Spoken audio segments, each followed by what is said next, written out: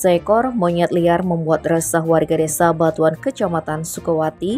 Pasalnya, monyet berukuran sedang ini sempat masuk ke plafon gedung SD Negeri Hindu 4 Batuan, kemudian meloncat dari genteng ke genteng rumah warga. Bahkan aksi monyet itu sempat diabadikan melalui video oleh warga setempat pada Jumat 20 Oktober kemarin. Sebelum hinggap di rumah warga, monyet liar ini sempat menghebohkan siswa SD Negeri Hindu 4 Batuan.